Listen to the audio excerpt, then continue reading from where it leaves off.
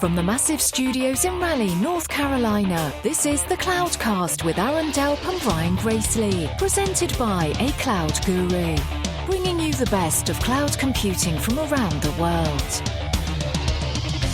Good morning, good evening, wherever you are. Welcome back to the Cloudcast. We are coming to you live from the massive studios here in Raleigh, North Carolina.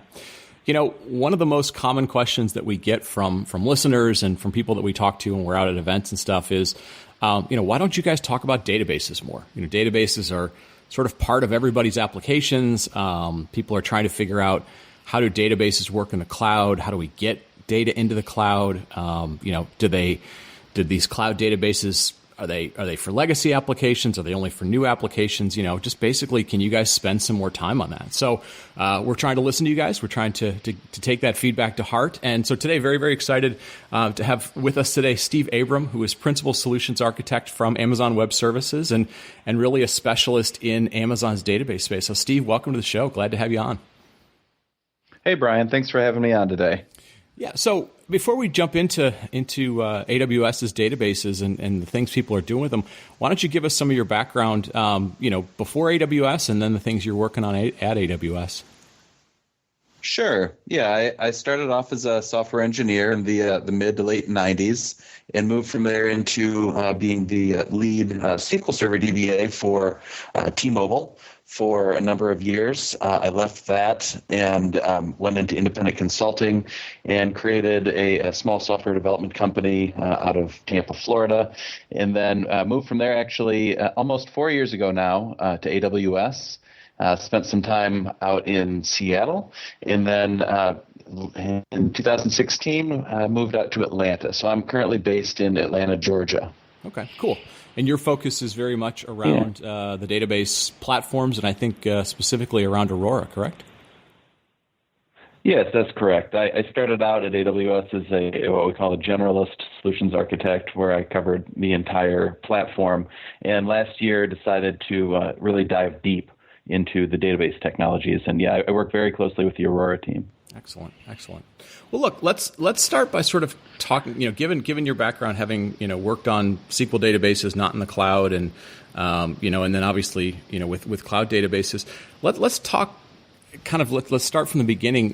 What are we seeing, in the marketplace, sort of the differences that the way that people treat new databases, so something maybe they create new in the cloud, versus how they deal with existing databases. So kind of walk us through, if you were talking to a company, what are the different kind of considerations they have to make for, I have some existing databases that, SQL databases, for example, that I want to maybe take advantage of cloud technologies versus something new. What are the trade-offs and considerations and stuff planning they have to think about? Sure. Yeah, so, I've worked with a lot of customers at all sorts of different phases of adoption of the cloud. Customers that start off that are initially entirely on-premise, and some that are born, native in the cloud, and everywhere in between. And so what we see a lot of is that customers, they want to make a move to the cloud, and they want to take advantage of the scalability and the flexibility that the cloud offers. And so a lot of times what we see is that, they'll start with small workloads, maybe development workloads. They kind of want to test it out, get their feet wet. And so they'll start off by doing that. And then, so they usually, what we see a lot of times, if they're brand new to the cloud, is they'll launch their databases on EC2, right? And EC2 is, of course, our, it's our compute cloud. It allows you to run really anything. There are VMs in the cloud, right? And so that gives, our customers the flexibility to run any type of workload that they like. And then what we see is after they get sort of used to the idea of running in EC2, then they might take advantage of some of our, RDS, which is a relational database service, which is more of a managed offering, right? And so we see, like I said, initially those initial, dev workloads, and then once they gain some familiarity and comfort with working in the cloud, then we see some, smaller production workloads, and then eventually it will ramp up into full-blown, a lot of times all into the cloud. Okay. And as you're talking to those companies, do you find that, more of their interest these days is let's start let's sort of, build new databases in the cloud, whether, again, like you said, leveraging, kind of they run at EC2 or an RDS service or something, or do you see them, is there more interest in, I want to migrate an existing database, I just want to take advantage of, the elasticity, the on-demand capabilities, whatever that might be of the cloud? Is there more interest in new versus old, or is it still a pretty good mix between the two? So it's a good mix, but what I think really differentiates are, sort of, I guess, startups versus maybe larger enterprise or more seasoned companies. So obviously, if you're a larger, more seasoned company, you already have an existing large footprint on premise, right? And so in those scenarios, it's more of a migration story. Okay. With startups, we see a lot of companies, and especially, it's one of the great things about the cloud in general is if you're a startup and you don't have, the resources to, buy things like SANs, right, or, expensive hardware, it's easier to start your business, with that sort of elasticity and use what you need as you need it. Sure. Right. No, makes total sense. Yeah. Now, for those customers that want to do a migration, so you're an enterprise company, maybe you're an enterprise company out of Atlanta, right in your backyard or something. What type of tools are available for them to help them migrate a database into the cloud? Yeah, so with that, there are a couple of options. I mean, first, what we see a lot of customers do is they're using an engine on premise that they're already familiar with. Mm-hmm. And so, step one is just, I want to get into the cloud, right? They're not really looking to change engines at that point. They just have, say, a SQL Server database, for example, that they want to move from on-premise into the cloud. And so in those scenarios, we usually recommend that they leverage the native tools of whatever engine that is. Those native tools, because you can leverage those, and it's easiest to move, from the same engine to the same engine. A lot of times we see customers use Direct Connect, which is, it's a circuit where you can have a dedicated pipe between your data center and AWS, and so you've got dedicated bandwidth, so that you can really essentially extend your on-premise network into AWS, and so that allows you to really look at it as an extension of your data center, and then it's as simple as just doing, a migration from essentially, logically speaking, one data center into another. For very large databases, maybe data warehouses, we have Snowball, which is a device that we ship directly to you, and then you can plug it into your network, and then it becomes a device on your network where you can move terabytes of data onto that, and then ship it overnight back to AWS, and we load it into S3 for you, so that you can load it into your database. And so if you're doing a massive migration like that, or even Snowmobile, which in some of the more extreme cases is an actual semi that pulls up to your data center and allows you to load lots of data onto it, and then load that into AWS. It's a lot faster than trying to push it across the wire. We have, and even for RDS, for example, we have the ability to take, native SQL Server backups, for example, put them into S3, and then do a restore directly into SQL Server RDS, or a backup the other way if you want to come out. Okay. Now, if we're looking at heterogeneous type of migrations, and we see a lot of customers do this because, we have a lot of customers, they love, initially working with the commercial engines because they've got great features, right? Mm-hmm. But they also can sometimes be cost prohibitive, right? The licensing sometimes can, get a little bit out of control. And, with open source engines available, and even with things like Amazon Aurora that, incorporates a lot of these enterprise features and some of these, features you would find in commercial software, a lot of customers are looking to make the migration from, a commercial engine into one of these open source engines. And for that, the tool set that we generally see and generally recommend is a combination of what we call the schema conversion tool, mm-hmm, and then the database migration service, or DMS. Okay. And so what that looks like is, with the schema conversion tool, let's say that you have an on-premise Oracle or SQL Server database, for example, and you wanted to migrate it to, Postgres or MySQL or Aurora, which is either Postgres or MySQL as well. Then the schema conversion tool is a downloadable executable that you can run locally, and it will analyze your source database, and then it will generate for you first a report of what needs to be changed, and some of it can be done automatically, and the schema conversion tool will do that for you automatically. It'll generate SQL scripts for you, or if you'd rather, it will apply it directly to the target. And then for the things that it cannot, directly change, it'll give you a report and outline, what needs to be done and what the level of effort is that's involved in that. Okay. So we see a lot of customers when they're moving from a commercial engine and, for example, looking at Aurora, that they will, they want to say, well, should I look at, the MySQL engine or the Postgres engine? And so, we'll have them run that, and it'll give them an idea of what the level of effort is for both. Okay. And then once they are able to sort through the schema, then the database migration service it's a replication service really that allows you to copy the data from your source to the target. Okay.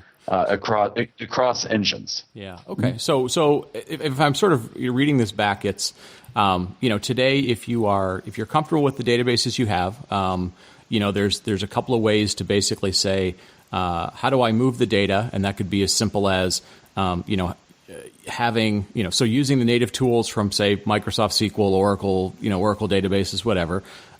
You can enhance that by saying we can give you way more sort of dedicated bandwidth using Direct Connect. Or if it's too much data, we can basically send out devices, whether they're smaller devices or big devices, to sort of take copies of your data via disk. So there's ways to deal with that. And then the migration tools are really there if you say, hey, we'd like to have somewhat similar functionality, but with a different price point, with sort of less, maybe more open source involvement than commercial involvement, and that's where the migration tools really come into play. Right. Okay. Yep. Exactly. And you talked a little bit. Obviously, we can't get into all the details here. You talked about the migration tools, kind of, helping you figure out how to do the migration, whether that's automatically or giving you guidance. Does it then go into some depth in terms of? So a lot of the databases will have sort of embedded functions within the database. Does it start to have that capability where it can, make translations between not just the schema but those embedded functions within a database? Yes, absolutely. And I think that's a lot of the value that's, part of the schema conversion tool is that, for the, stored procedures and functions, to the best of its ability, it will translate those from one engine into the other. Okay, cool. So you've been a DBA in the past. We're seeing with these managed database services, whether it's an RDS or Aurora or even just people working in the cloud. As you talk to DBAs, as customers, people in the field, like how is their world evolving in dealing with the cloud?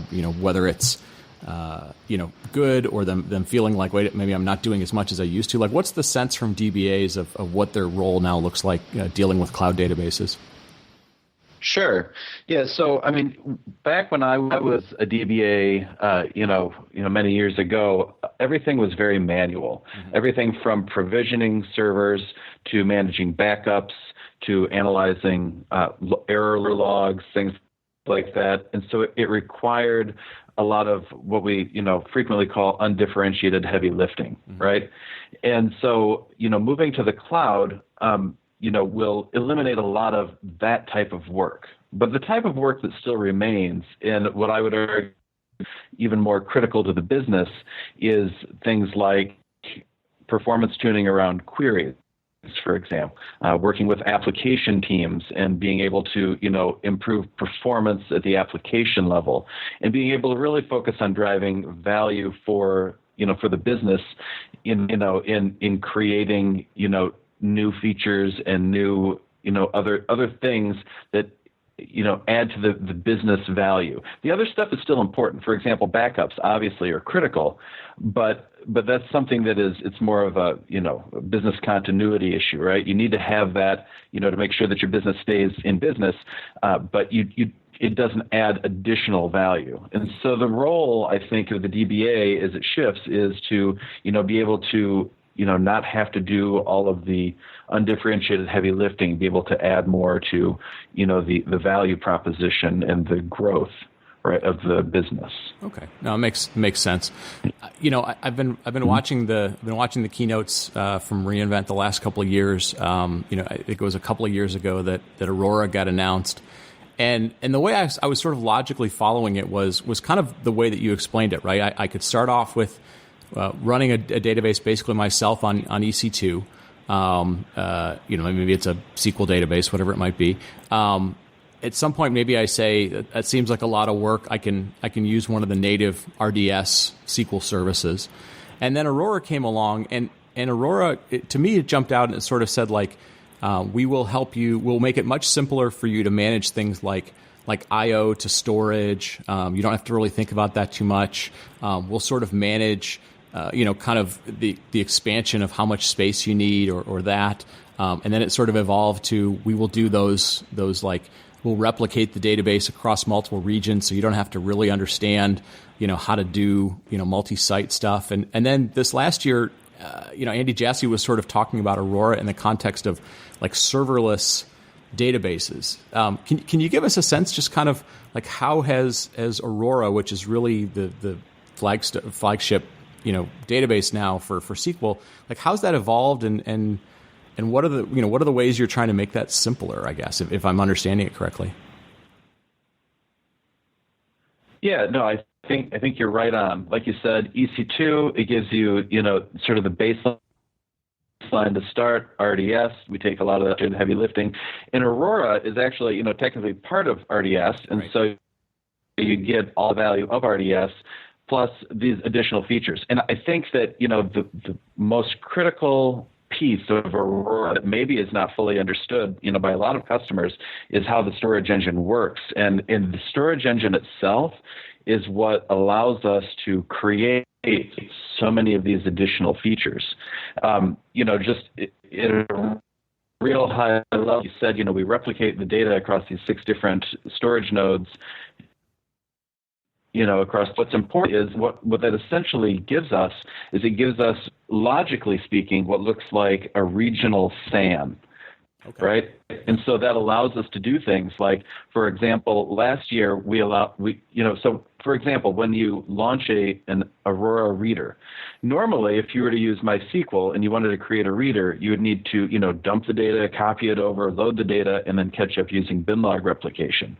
With Aurora, it doesn't work like that at all. Instead, when you create an Aurora reader, we light up a new instance, and that instance just attaches directly to the same logical storage volume that the master has been writing to the entire time.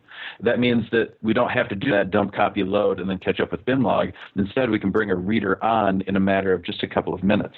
Okay. And so one of the things that allows us to do is, when you look at an Aurora cluster, there's a cluster endpoint, which is always pointing at the master and is read-write. And then we also have a reader endpoint, which does a DNS round-robin sort of load balancing across your pool of readers.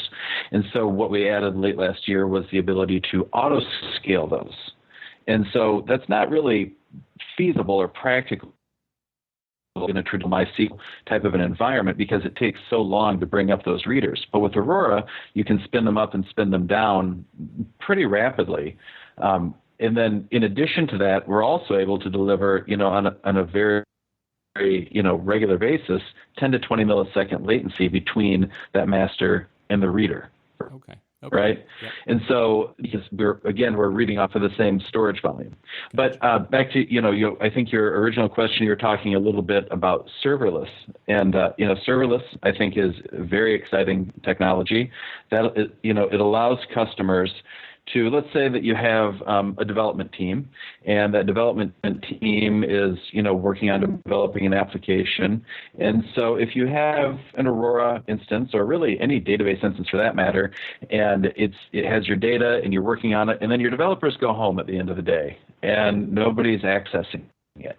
But most of the time, that instance will remain on and running for all of those hours that everyone's sleeping and incurring fees, right? Mm-hmm. So with Aurora Serverless, you can specify scaling options, right? And so when your developers go home, it can essentially shut down your instance. And when you come back in the morning, in about 3 to 5 seconds from the first contact to that serverless endpoint, it's back online and running. Gotcha. And the way that we're doing this really is that we have a managed proxy that sits in between, right? And so normally your application would talk directly to an Aurora instance, what is essentially, under the covers an EC2 instance.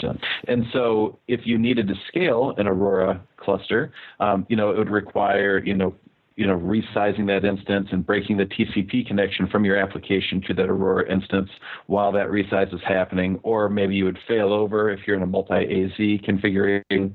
With serverless, what happens is your application is talking directly to that proxy endpoint. And so if there's a scaling operation that needs to happen, if you're scaling up or you're scaling down, what we'll do is we will park your connections, pause them, so to speak, and then on the other side of the proxy, we'll disconnect that instance and then plug in a new instance. It's either larger or smaller, for example, and then resume the flow of traffic to that instance. Okay. And so it doesn't break that TCP connection. And what it looks like from an application perspective is about a 1 to 2 second pause while that happens.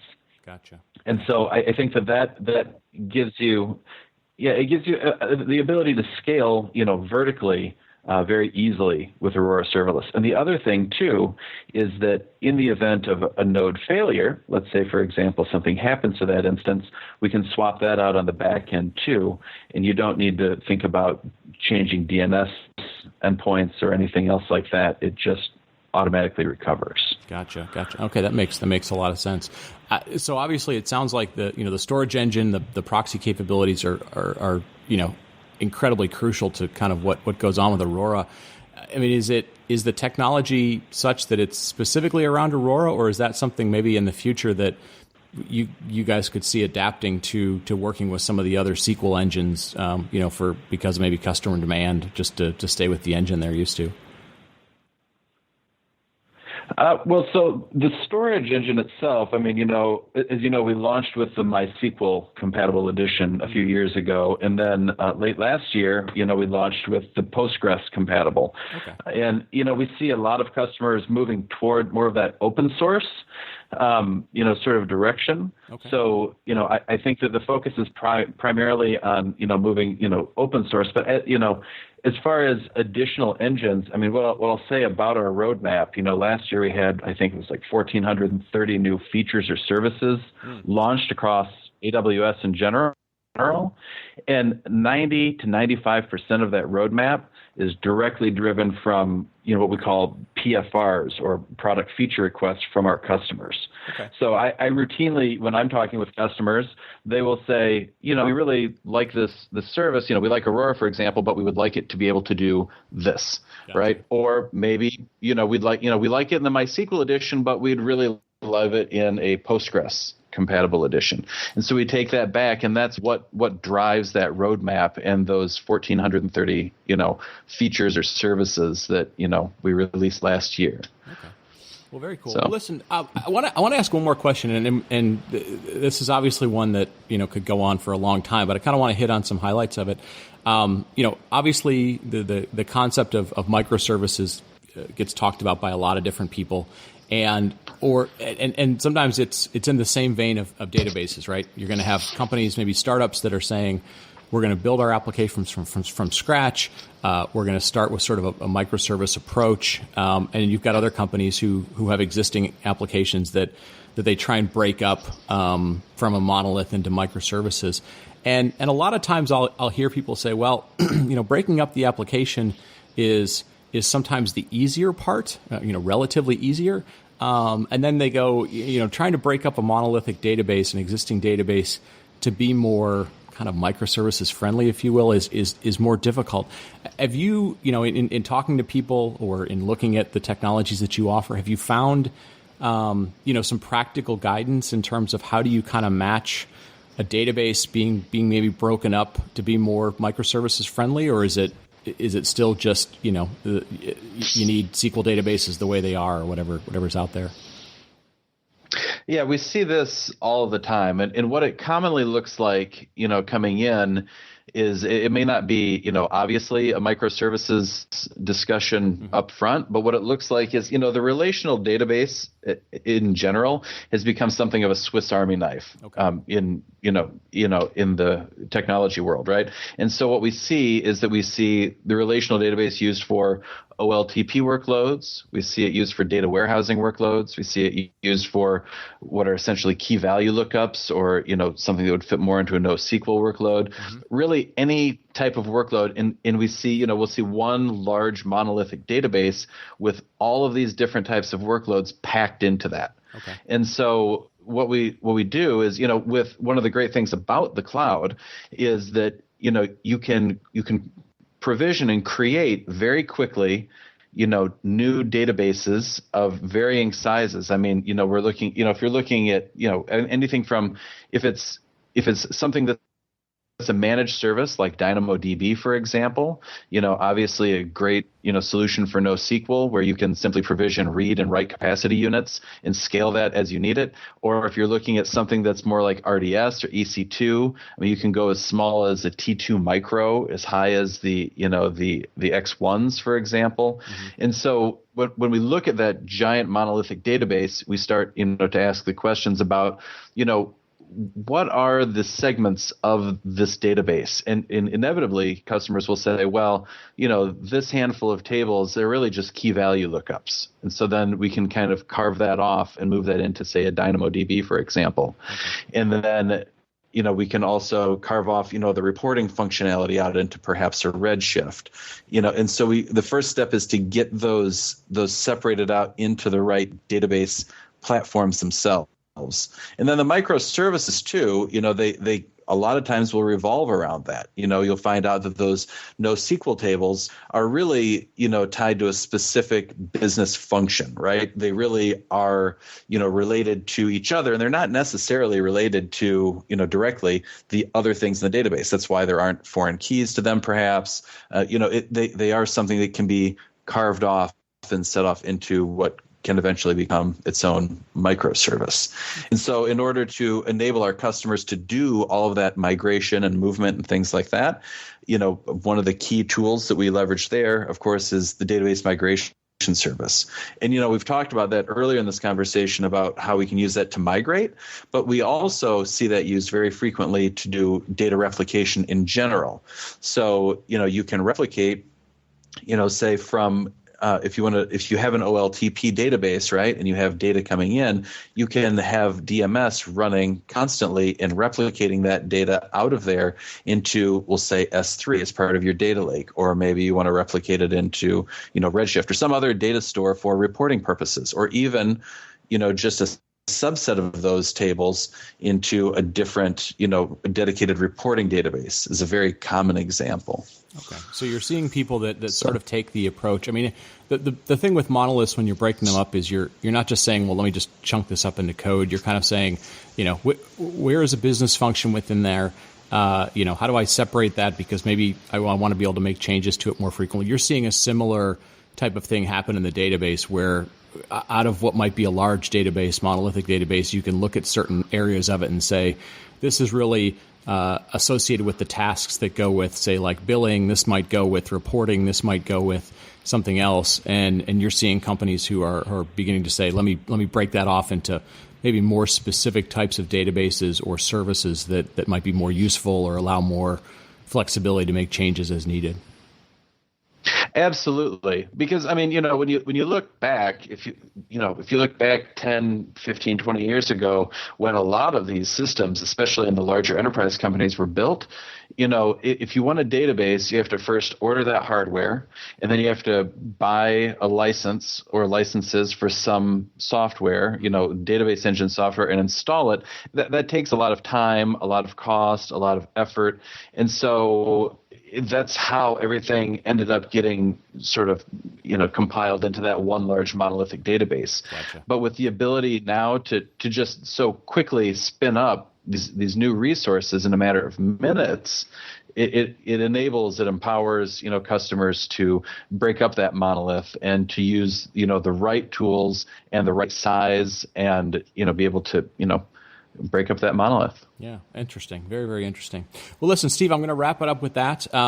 If folks want to reach out to you and kind of pick your brain on database topics, is there a good place for them to go, or a good way to reach out to you, or a good place out on the website to kind of go get smarter about this stuff? Yeah, I mean, website-wise, I would check out. We have quick start tutorials on AWS. It's a great place to look.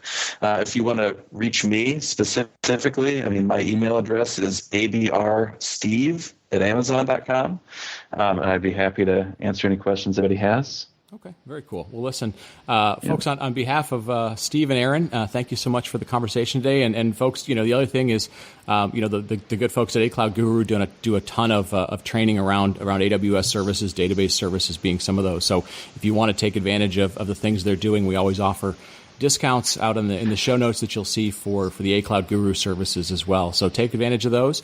For Aaron and for Steve, thanks for the time today. Thanks for the conversation. And folks, we will talk to you next week. Thank you for listening to the Cloudcast. Please visit thecloudcast.net to find more podcasts, show notes, and everything social media. And visit acloud.guru for all your cloud training needs.